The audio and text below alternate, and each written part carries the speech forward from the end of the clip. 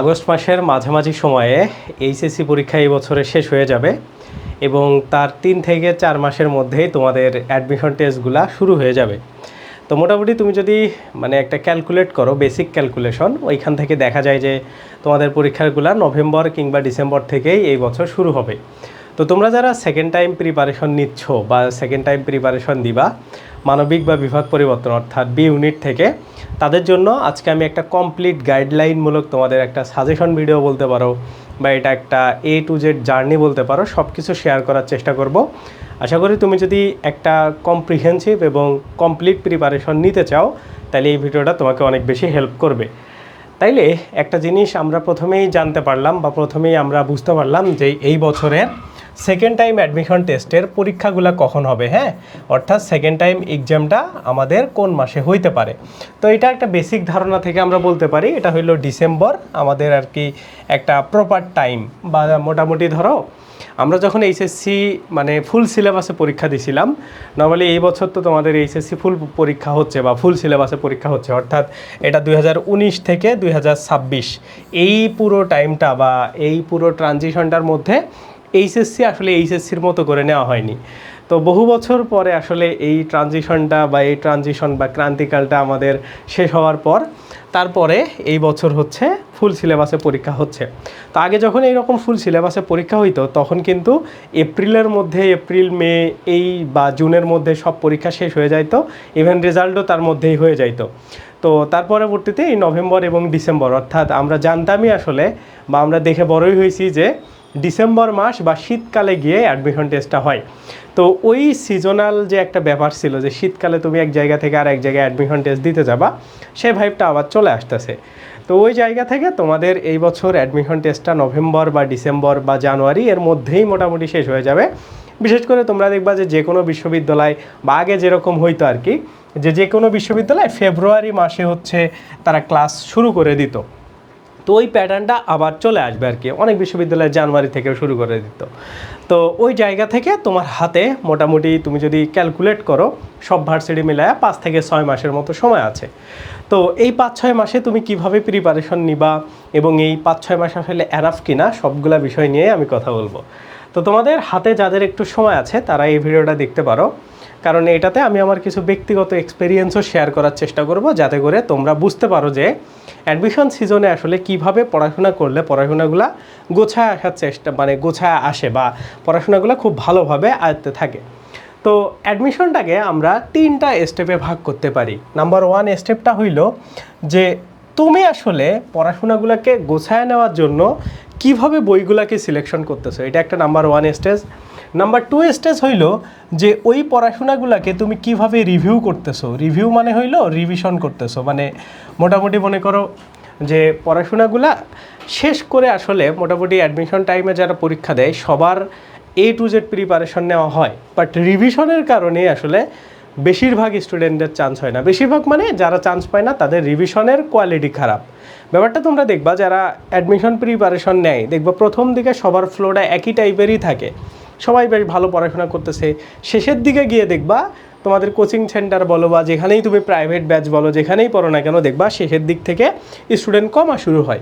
কেন কমা শুরু হয়? কারণ এই যে সেকেন্ড স্টেপ যেটা আছে 2 নাম্বার স্টেপ, এই স্টেপে রিভিশন মেথডে এসে আসলে সবাই একটা লম্বা সময় ধরে কি করে, লম্বা সময় ধরে প্রিপারেশন নেওয়ার ফলে এই ধৈর্যটা হারায় ফেলে বা তাদের পড়াশোনাগুলো আসলে রিভাইজ না করার কারণে মোটামুটি ভুলে যায়। দেখো আর্টসের প্রশ্নের বা তুমি যদি মানবিক বা বিভাগ পরিবর্তনের পরীক্ষা দাও একটা প্যাটার্ন আছে। এই যে 1 নাম্বার স্টেজে বা প্রথম স্টেজে তুমি যে পড়াগুলো পড়তেছো এই পড়াগুলো সর্বোচ্চ তোমার মাথায় থাকবে 7 দিন, ঠিক আছে? তো নর্মালি একটা প্যাটার্ন আছে, এটা হচ্ছে যারা বড় বড় ধরো পরীক্ষাগুলোর জন্য প্রিপারেশন নেয় এগুলাকে বলা হয় 147 মেথড। 147 মেথডটা কি জানো? 147 মেথডটা হইলো যে তুমি প্রথম দিনে যেটা পড়বা সেটা 4 নম্বর দিনে গিয়ে রিভিশন করবা, আবার 7 নম্বর দিনে গিয়ে রিভিশন করবা। নর্মালি যারা জব ক্যান্ডিডেট আছে তারা কিন্তু এইভাবে তাদের পড়াশোনাগুলোকে রোটেট করে। তো তুমি অ্যাডমিশন টাইমে এই মেথডটাকে যদি ফলো না করে আগাও তাইলে দেখবা এই যে রিভিশন টাইমে আসার পরে তুমি যদি মনে করো যে তুমি ডে 1-এ যা কিছু পড়ছো তোমার শেষ করতে মনে করো দেখা দেখা গেল যে ডে 140 মোটামুটি এরকম 4 মাস ধরে তুমি পড়ছো, তো ডে 1-এ যা কিছু পড়ছো তুমি যদি ঠিক 140 দিন পরে গিয়ে ওই জিনিসটাতে খোঁজো, দেখবা তোমার মানে 10%ও মনে নাই, 10% মনে থাকো অনেক বেশি, মানে এটা হয়ে যাবে। মোটামুটি ধরো এটা 0 থেকে 2% তোমার খেয়াল থাকবে। মানে ধরো তুমি যদি এইখান থেকে 100 লাইন মুখস্থ করে যাও, তার মধ্যে তোমার 2 লাইন মাথায় থাকবে, সব কিছু তোমার নতুন মনে হবে, মানে 98% তোমার হচ্ছে মনে হবে যে এগুলো কি। সো পড়াশোনাটা হইলো এমন যে তুমি তোমার ব্রেনকে আসলে কিভাবে রিকল করতেছো, হ্যাঁ, রিকল প্রসেসটা যত ভালো তার তত অ্যাডমিশন প্রিপারেশনটা ভালোভাবে হবে।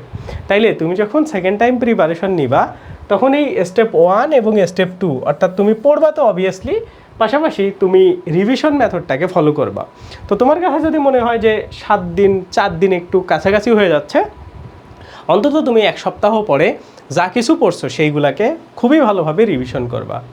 মোটামুটি তুমি চান্স পাবা কি না এটা পুরোপুরি ডিপেন্ড করবে যে তোমার রিভিশনে গিয়ে পড়াশোনাটা কতটুকু মাথায় থাকতেছে, এটা হচ্ছে বিষয়। নর্মালি তুমি পড়াশোনা ভুলে যাওয়া বা পড়াশোনা আসলে মাথায় থাকার জিনিসও না, তার পরবর্তীতেও বা তারপরেও আসলে তোমাকে এই রিভিশন মেথডটা বারবার করার মাধ্যমে পড়াগুলোকে মাথায় নিয়ে আসতে হবে, ঠিক আছে? তো প্রথম স্টেপে আমরা আরও কিছু ভুল করি, সেই ভুলগুলোর মধ্যে নাম্বার 1 ভুল হইলো আমরা different types of book select করি। যেমন ধরো আজকে একটা বই পড়লাম, এটা ভালো লাগতেছে না, আরেকটা বই পড়লাম, ওকে হ্যাঁ ওটাও ভালো লাগতেছে না বা ওইটাও আমার ভালো লাগতেছে, অনেকগুলো বই পড়ি, এমন করা যাবে না। যে কোনো একটা বই সিলেক্ট করতে হবে। অথবা তুমি অনেক বই পড়তে পারো, কিন্তু সেটার একটা ওয়ে আছে, সেটা কি, যারা অনেক টাইপের বই পড়ো, ধরো তুমি, আমি একটা মানে বইয়ের উদাহরণ দিই, ধরো বাংলার বিভিন্ন টাইপের বই আছে। 1 নম্বরে ধরো অভিযাত্রী বই পড়লা, 2 নম্বরে ধরো তুমি জয়কলির বই পড়লা, আমি কিন্তু এগুলোকে প্রমোট করতেছি না। 3 নম্বরে ধরো আমার যেগুলো মাথায় আসতেছে ওইগুলোই পড়লাম, হ্যাঁ, ধরো XYZ আরও বিভিন্ন টাইপের বই আছে। 4 নম্বরে ধরো বিভিন্ন টাইপের বই তুমি পড়লা। তো তুমি যদি বিভিন্ন টাইপের বই পড়ো তাইলে একটা প্যাটার্ন তুমি করতে পারো। যেমন ধরো তুমি অভিযাত্রী থেকে শুধুমাত্র মানে ধরো 1 নম্বর গদ্য বা পদ্যটা পড়লা, জয়কলি থেকে 2 নম্বর গদ্য বা পদ্যটা পড়লা, XYZ থেকে 3 নম্বরটা পড়লা। যখন তুমি পুরো অ্যাডমিশন সিজনে পড়বা, 1 নম্বরটা যখন পড়বা তখন শুধু অভিযাত্রীকেই ফলো করবা, 2 নম্বরটা যখন পড়বা তখন শুধু জয়কলিকেই ফলো করবা। এমন কখনো করবা না যে অভিযাত্রী থেকে 1-এর পরে 2 পড়লা, আবার এটা থেকে 1-2 পড়লা, এমন করা যাবে না। তুমি যদি বই আলাদা করো তাইলে আলাদা টপিক আলাদা বইয়ের জন্য এভাবে তুমি সিলেক্ট করতে পারো।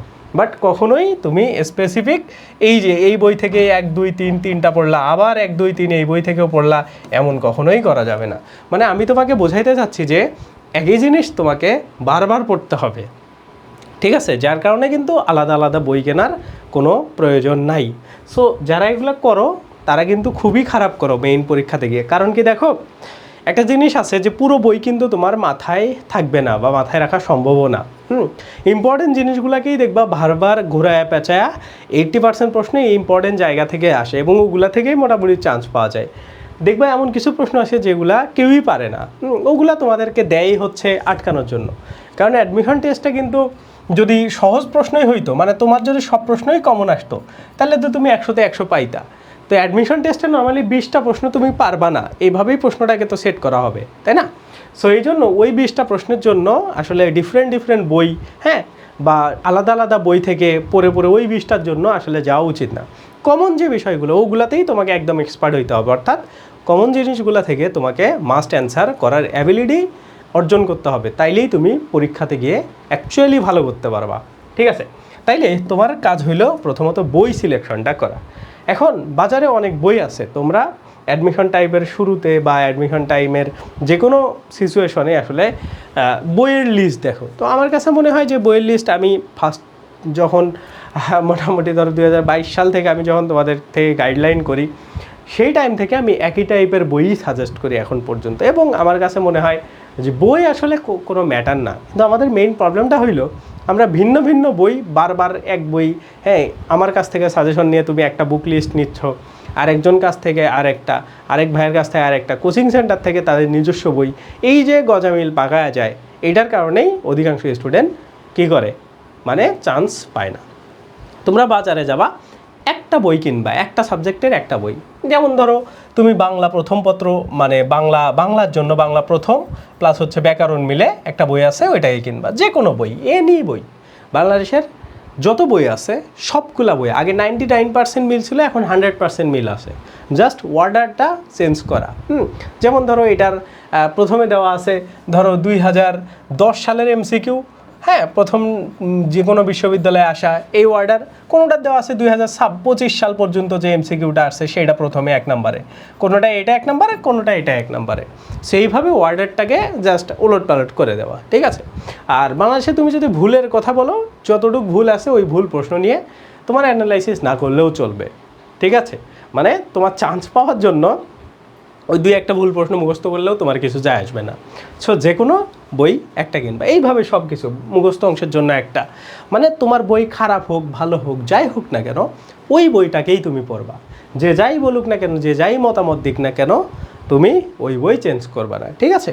তো এই যে বাজারে প্রসিদ্ধ বই, তুমি যদি বই নাও জানো, হ্যাঁ, লাইব্রেরিওয়ালায় গিয়ে যদি বলো যে ভাই অ্যাডমিশনের জন্য সবচাইতে আপনার বই যেগুলো বেশি সেল হয় ওইগুলো আমাকে একটু দেখান, উনি তোমাকে দেখাবে, তারপরে থেকে যেটার পেজ ভালো লাগবে দেখবে, পেজ কোয়ালিটি যেটা দেখে তোমার ভালো লাগবে ওই বইটাকে কিনে নিবা। এইভাবে তুমি বইগুলোকে কিনতে পারো, ঠিক আছে। তো বাংলা ইংরেজি নিয়ে আসলে সমস্যা নাই, এগুলো তোমরা সবাই জানো। মেইন সমস্যাটা হইলো আমাদের জিকে বিষয় নিয়ে, কারণ জিকের মানে পরিধিটা এত বেশি এবং জিকের মানে প্রশ্নের চেঞ্জটা এত বেশি হইতেছে এখন, যে জিকেকে আসলে এখন খুবই সিরিয়াসলি নেওয়ার একটা বিষয় হয়ে গেছে। জিকে শুধুমাত্র রাজধানীর নাম কি, মুদ্রার নাম কি, এই জায়গাতে আর নাই। জিকে এখন চলে গেছে আরও অ্যাডভান্স লেভেলে। কেন চলে গেছে? এটা যাওয়ার পিছনে কাহিনী আছে। প্রথম কাহিনী হইল যে আমাদের এআই এর আবিষ্কার হওয়া, এআই আবিষ্কার যখন হইল তখন তুমি যে কোনো প্রশ্নকে ক্রিটিক্যাল ওয়েতে নিয়ে যাইতে পারবা। হ্যাঁ, মনে করো যে কোনো টিচার প্যানেল আগে যে প্রশ্নটা করতো, ওই সেম টিচার প্যানেল যদি এখন প্রশ্ন করতে বসে, তারা কিন্তু কী করবে, নিজের মেধা প্লাস এআইকে কাজে লাগায় তারপরে একটা ইন্টিগ্রেটেড বা একত্রিত দুইটার সম্মিলনে একটা প্রশ্ন তৈরি করার চেষ্টা করবে, এবং তখন প্রশ্নগুলো অ্যাডভান্স লেভেলে যাবে, ঠিক আছে। তো তোমরা অনেকে বলতে পারো যে না ভাই, আপনি যেগুলো বলতেছেন এগুলো আসলে সব বিশ্ববিদ্যালয়ের জন্য খাটে না। হ্যাঁ, অবভিয়াসলি সব বিশ্ববিদ্যালয়ের জন্য খাটে না, বাট তোমরা যেহেতু সেকেন্ড টাইম প্রিপারেশন নিচ্ছ বা যারাই ভালো বিশ্ববিদ্যালয়গুলোকে টার্গেট করো, তাদের প্রশ্ন কিন্তু এই টাইপেরই হবে, মানে প্রশ্ন সহজ হবে না। কারণ তোমরা যদি সব জায়গাতে সহজ প্রশ্নই খোঁজো, তাইলে আসলে মানে তোমরা চান্স পাবা কোথায়? যারা একটু ভালো করে এত লম্বা সময় ধরে পড়তেছো, এত ডিপলি পড়তেছো, তাদের আসলে জায়গাটা কোথায় হবে? হ্যাঁ, সেই জন্য প্রশ্ন যে কোনো ভালো ভালো বিশ্ববিদ্যালয়গুলো, বিশেষ করে তুমি জাহাঙ্গীরনগর, বিউপি, হ্যাঁ, রাজশাহী বিশ্ববিদ্যালয়ের প্রশ্ন আগে খুবই সহজ ছিল, বাট এখন দেখবা প্রশ্নের মান কিন্তু তারাও বাড়ায় দিচ্ছে। চট্টগ্রামে এগুলো করছে, তার মানে স্বায়ত্তশাসিত বিশ্ববিদ্যালয়গুলো, ঢাকার মধ্যে যে বিশ্ববিদ্যালয়গুলো আছে, এগুলার প্রশ্নের মান কিন্তু দিন দিন বৃদ্ধি পাচ্ছে। তোমরা দেখবা, মানে তোমরা তো ফার্স্ট টাইমে পরীক্ষা দিচ্ছ, দেখবা ঢাকা বিশ্ববিদ্যালয়ের যে জিকে প্রশ্নগুলো আসে এগুলোর মান কিন্তু আগের থেকে অনেক বেশি বেড়ে গেছে। সো একটা যুগের কারণে বলো বা একটা টাইম পাস হওয়ার কারণে বলো, এরকমের ব্যাপারগুলা, প্রশ্নগুলোর মান কিন্তু বৃদ্ধি পায়। কেন বৃদ্ধি পাবে না? আগে ধরো মানুষ যে টাইপের ফ্যাসিলিটি পাইতো, ওই টাইপের ফ্যাসিলিটি কি এখন তোমরা, মানে ওই ফ্যাসিলিটি নিয়ে কি তোমরা পড়াশোনা করতেছো না? তার থেকে বেশি, অনেক হাজার বেশি গুণ মানে ফ্যাসিলিটি পেয়ে পড়াশোনা করতেছো। আমরা যখন অ্যাডমিশন টেস্ট দিছি, আমরা তখন জানতামই না ইউটিউবে ক্লাস পাওয়া যায়, এমন একটা সিচুয়েশন। হ্যাঁ, বা ওই টাইপে পাইলেও আমরা ওইগুলোকে গুরুত্ব দিতাম না বা কম্প্যাক্ট জিনিসগুলো পাওয়া যাইতো না। তার মানে কি, আমাদেরকে যদি মনে করো একদম পাগল করে দেওয়ার মতো প্রশ্ন করে, খুবই কঠিন প্রশ্ন করে, আমরা কি তখন অ্যান্সার করতে পারতাম না? তখন আমাদের লেভেলই কম ছিল, এজন্য প্রশ্নের লেভেলটাও কম ছিল। বাট এখন দেখো তোমাদের হাতে অনেক বেশি সুযোগ সুবিধা আছে, যার কারণে প্রশ্নের ধারগুলা বা প্রশ্নের লেভেলগুলা দিন দিন বৃদ্ধি পাবে, ঠিক আছে। এটা হচ্ছে এখনকার বিষয়। সেই জন্য তোমরা জিকের ক্ষেত্রে, আসলে জিকের ক্ষেত্রে এই কাজটা করা অনেক বেশি সহজ হয়, বা জিকের ক্ষেত্রে আসলে এই কাজটা হয়। তো জিকে যখন তোমরা পড়বা, বাজারে তো অনেক বই আছে, তুমি একটা বই, যে কোনো একটা বই কিনবা। হ্যাঁ, তো আমি আসলে মানে নর্মালি কিছু বই রিভিউ করতেছি তোমাদের সামনে, আমি মানে বলে দিব অলরেডি বুকের নাম, জিকে বই বিশেষ করে। তো আমার কাছে আসলে মনে হইতেছে যে অ্যাডমিশনের জন্য যে বইগুলো আছে এগুলোর থেকে অনেক ভালো করতে পারবা তোমরা যদি জবের কোনো বই খোঁজো। কারণ আমার 2টা বই পড়া হয়েছে, মোটামুটি বাজারে যত বই আছে জিকের সবগুলা বই আমি ঘেটে ঘুটে দেখছি। বইয়ের মোটামুটি কার প্যাটার্ন কি, কে কোন জায়গা থেকে তথ্যগুলা নিছে বা কে কীভাবে সাজাইছে, সবগুলাই মোটামুটি আমার দেখা শেষ। তো ওই জায়গা থেকে কম্পারেটিভলি বেটার আমার কাছে মনে হয়েছে জব সেক্টরে যে জিকে বইগুলো আছে। আর একটা মজার জিনিস কি, জবের জিকে বই আর হচ্ছে এই তোমাদের অ্যাডমিশনের জিকে বইয়ের দুইটা মাত্র পার্থক্য আছে। দুইটা পার্থক্য কি জানো? জবের জিকে বইগুলোতে কিছু এক্সট্রা জিনিস দেওয়া আছে, যেমন ধরো নৈতিকতা এবং সুশাসন। নৈতিকতা এবং সুশাসন মানে মোটামুটি তোমরা ধরো যে জিনিসটাকে পৌরনীতি বলো ওইটার কাছাকাছি টাইপের একটা সাবজেক্ট, এইটা এক্সট্রা দেওয়া থাকে জবের বইগুলো থেকে। তো তোমরা যদি কেউ জবের বই কেনো তাইলে এই জিনিসটা তোমরা পড়বা না। আর একটা সমস্যা কি, আর একটা সমস্যা হলো লিমিটেড কোশ্চেন। কোথাকার? ইউনিভার্সিটির মানে বিশ্ববিদ্যালয়ের এইখানে অনেক বেশি প্রশ্ন নাই, অনেক বেশি প্রশ্ন নাই, কিন্তু এইখানে জবের প্রশ্ন অনেক বেশি আছে। তো জবের প্রশ্নগুলো সলভ করলেও তোমাদের আসলে বিশ্ববিদ্যালয়ের প্রশ্নগুলো অটোমেটিক্যালি হয়ে যাবে, কারণ জব এবং বিশ্ববিদ্যালয়ের প্রশ্নগুলো প্রায় একই টাইপেরই এখন হয় জিকে প্রশ্নগুলো। সেই জন্য এই দুইটা আসলে অভাব বা এই দুইটা মোটামুটি ধরো এক্সট্রা জিনিস এই জবের বইগুলোতে আছে। বাট কন্টেন্ট যদি তুমি খেয়াল করো, মেইন কন্টেন্ট, হ্যাঁ, যেমন ধরো তুমি প্রথম বিশ্বযুদ্ধ সম্পর্কে পড়তেছো বা দ্বিতীয় বিশ্বযুদ্ধ সম্পর্কে পড়তেছো, হ্যাঁ, তো ওই জিনিসগুলা এইগুলাতে বেটার দেওয়া আছে তোমার ওই ডিরেক্ট বইয়ের থেকে। দেখো আমরা যখন বাজারের জিকে বইগুলো পড়ি, আমাদের জিকে বইগুলোর মেইন সমস্যা কি জানো, বা জিকে আমাদের মাথায় কেন থাকে না? এক নাম্বার কারণ হইলো জিকেকে আমরা কিভাবে পড়ি, আমরা লাইন বাই লাইন আমরা জিকেকে পড়ি না। আমরা কি পড়ি জানো? একদম এক কথায় আকারে, এক কথায় আকারে জিনিস তোমার মাথায় থাকবে না। জিকে জিনিসই হইলো গল্প আকারে মনে রাখার জিনিস, ব্যাকগ্রাউন্ড জানার জিনিস। তুমি যত বেশি ব্যাকগ্রাউন্ড জানবা তত বেশি তোমার আসলে ওই জিনিসটা মাথায় থাকবে। এখন অনেকে বলতে পারো যে ভাই এত টাইম আসলে কোথায়?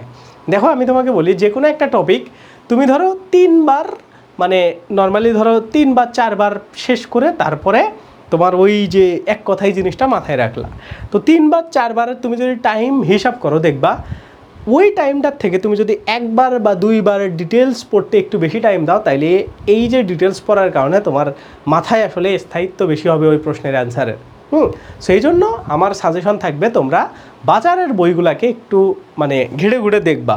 বাজারে গিয়ে দেখবা হচ্ছে জবের বই, তুমি বলবা যে জবের জন্য জিকে বেস্ট বই কোনটা, অ্যাডমিশনের জন্য জিকে বেস্ট বই কোনটা আপনার দোকানদার তোমাকে বের করে দিবে। তারপরে তুমি দুইটার কম্পারেটিভলি দেখবা, দেখার পরে তুমি কি করতে পারো, দেখার পরে তুমি প্রিপারেশন নিতে পারো। যেহেতু তোমরা সেকেন্ড টাইমার আছো, আমার একটা সাজেশন থাকবে, সেটা হইলো মানে এমন কইরো না আবার 2টা বই কিনে আইনো না, আনলে আনতে পারো।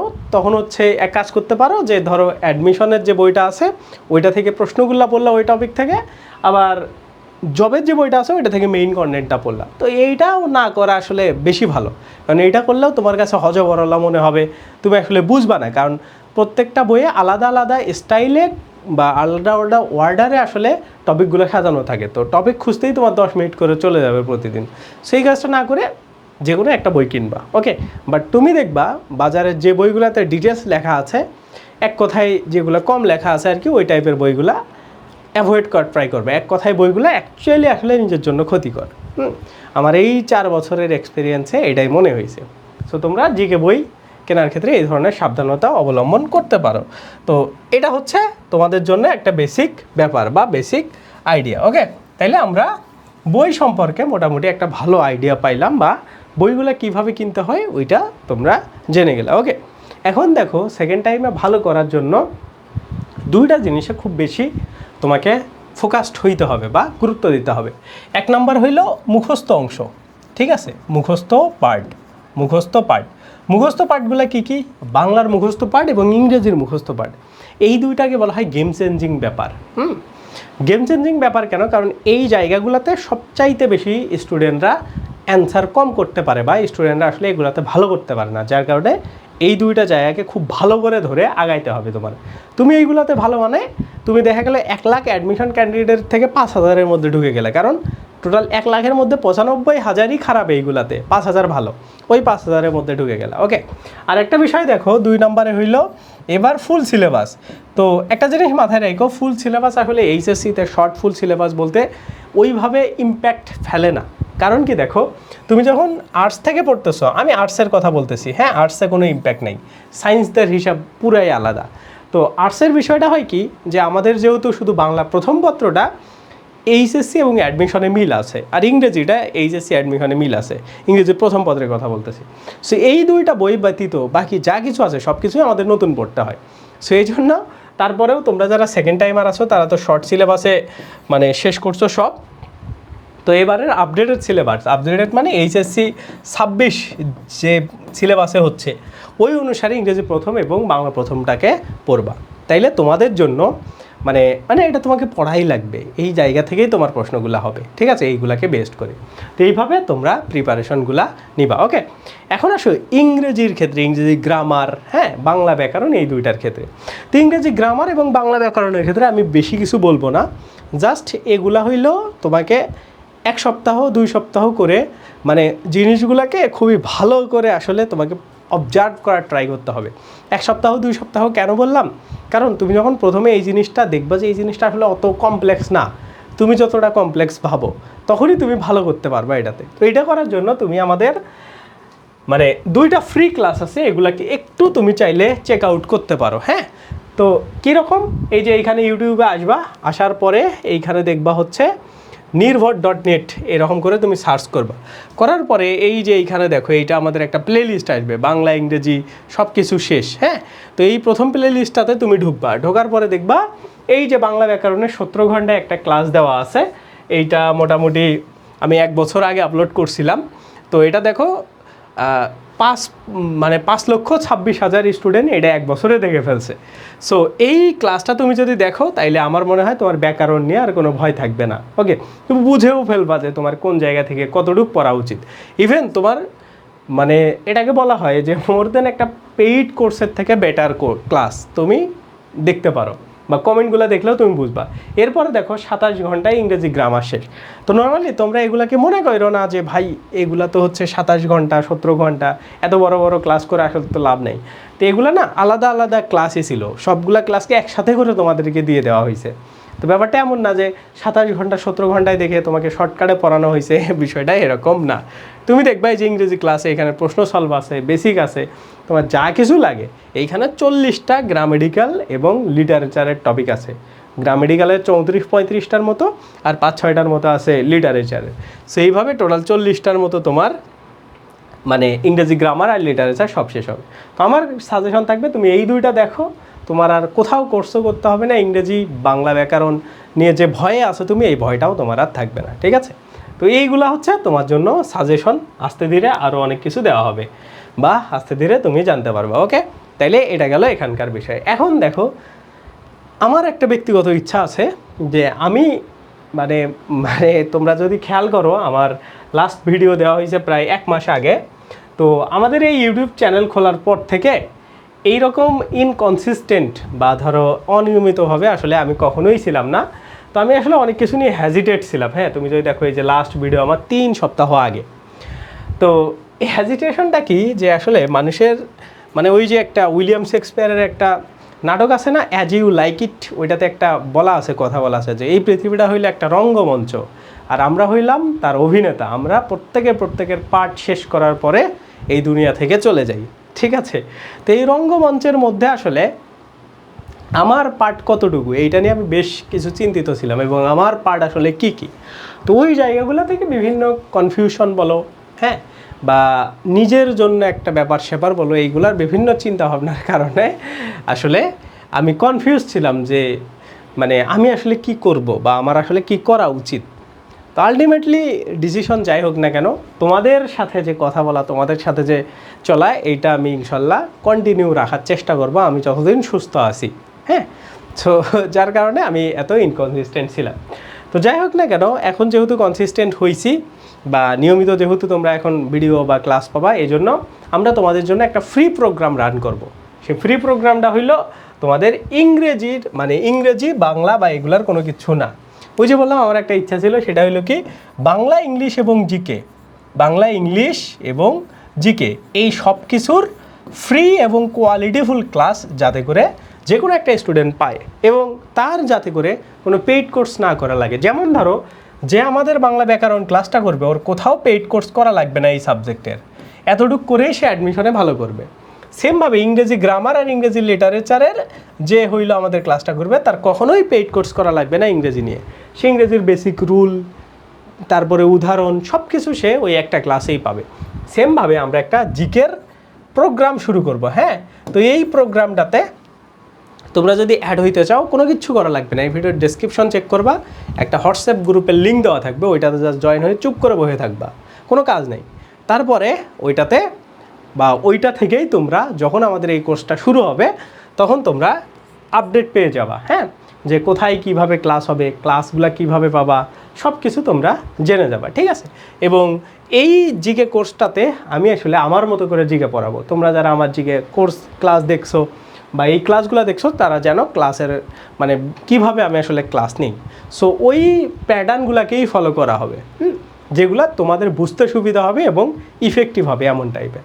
সেই জন্য তোমরা যদি চাও এটাতে অ্যাড হইতে পারো। আর যারা আমাকে বলতেছিলা যে ভাইয়া আপনাদের কোনো ফ্রি কোর্স বাদ দিয়ে পেইড কোর্স আছে কি না, তো পেইড কোর্স আমাদের আসলে অলরেডি 2 মাস আগে একটা শুরু হয়েছে, তো ওইটার আমরা আর ভর্তি নিব না, হ্যাঁ। আমাদের 100 করে একটা ব্যাচে স্টুডেন্ট থাকে, তো ওই ব্যাচে অলরেডি 120 থেকে 25 জনের মতো হয়ে গেছে, এক্সট্রা 25 জনের মতো হয়ে গেছে, ইভেন ওখানে 6টা লেকচার শেষ হয়ে গেছে। আমাদের টোটাল সব কিছু মিলায়া 21টা লেকচারে ভাগ থাকে, হ্যাঁ। তো 6টা লেকচার হয়েছে আমাদের প্রায় কতদিন, প্রায় ওই 1.5-2 মাস ধরে, কারণ ওই ক্লাসগুলো একটা করে লেকচার 1 সপ্তাহ ধরে ধরে হয়, হ্যাঁ। সো এইভাবে প্রায় 5-6 মাসের মতো একটা ব্যাচ লাগে। সেই রকম আরও একটা আমাদের ব্যাচ আসবে, সেটা এই মাসে আসবে না, নেক্সট মান্থে আসবে, সেটা শুধু সেকেন্ড টাইমারদেরই জন্য। তোমরা যারা চাও তারা এই যে আমাদের এই ফ্রি গ্রুপটাতেই জয়েন হয়ে থাকো, পরে যখন আমাদের আসবে এই গ্রুপটাতে শুধুমাত্র হয়তো বা একটা আমি মেসেজ দিয়ে দিব যে আমাদের ভর্তি চলতেছে, কারণ আমরা এই ফ্রি গ্রুপগুলোতে নর্মালি প্রমোশন করি না, কারণ এই ফ্রি গ্রুপগুলা শুধুমাত্র থাকে তোমাদের হেল্প করার জন্য এবং সেইভাবেই আমরা গ্রুপগুলোকে চালাই, এখানে কোনো প্রমোশন হয় না। তো তারপরেও তোমরা তো ওই ভিডিওতে আছো, সেগুলোও জানতে পারবা। আমাদের কোনো কোর্স আসলে এগুলো আমরা ফেসবুকে পোস্ট দিয়ে দিব, আমাদের ফেসবুক পেজে বা ইউটিউব চ্যানেল থেকেও তোমরা পোস্টে পাবা। সো ওগুলা নিয়ে টেনশনের কিচ্ছু নাই, ওকে।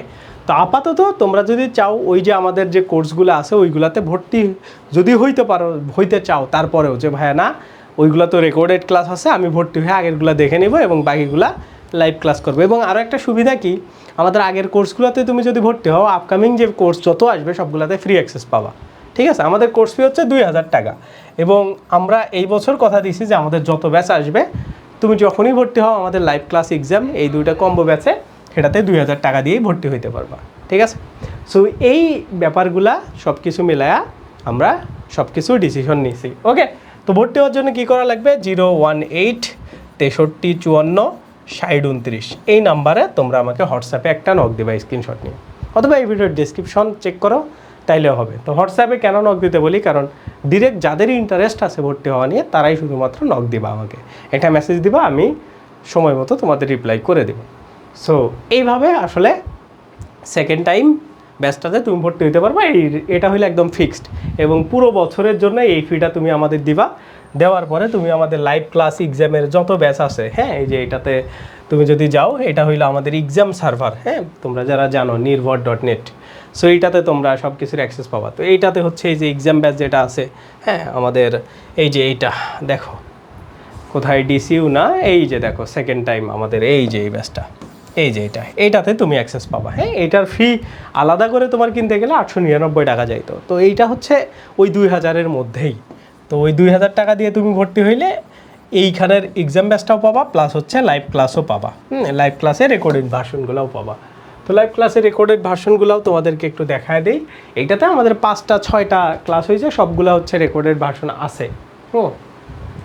তো এইখানে আসার পরে আমাদের এই যে কোর্স অপশনে গেলেও পাবা, বা যেখানে যাও এই যে এখান থেকে এই যে সেকেন্ড টাইম নকআউট ব্যাচ, তো এইখানে আমাদের সবগুলা ক্লাস যেগুলো হয়েছে সেগুলো সুন্দর করে করে রেকর্ডেড আকারে এখানে দেওয়া আছে। মানে এগুলা তো লাইভে হয়, লাইভে আমাদের গুগল মিট বা জুমের মাধ্যমে আমরা আসলে ক্লাসগুলো নিই। এই যে এইখানে দেখো লেকচার 1-এ যা কিছু ছিল, এই যে লেকচার 2-তে যে টপিকগুলো ছিল সেগুলার সবগুলা ক্লাস এইখানে দেওয়া আছে। তো তুমি অ্যাক্সেস পাওয়ার পরে এগুলো আনলক হয়ে যাবে। তো যাই হোক না কেন, আশা করি তুমি বিষয়গুলো বুঝতে পারছো। সো সেকেন্ড টাইম প্রিপারেশন এইভাবেই তোমরা নেওয়া শুরু করো। আশা করি তোমরা প্রথম ওয়েটা বা এই যে তোমার প্রিপারেশন 0 থেকে 100% লেভেলে নিয়ে যাওয়ার জন্য এই বিষয়গুলো তোমার অনেক বেশি হেল্প করবে, ঠিক আছে। তো যাই হোক, দেখা হবে নেক্সট কোনো ভিডিওতে। ভিডিওটা ভালো লাগলে অবশ্যই ভিডিওটাতে লাইক করে দিবা, ফেসবুক থেকে দেখলে সেভ করে রাখতে পারো পরবর্তীতে দেখার জন্য, অথবা শেয়ার করে তোমাদের বন্ধুবান্ধবদের মেনশন করে জানাই দিতে পারো। দেখা হবে নেক্সট কোনো দিন। আল্লাহ হাফেজ, বাই বাই।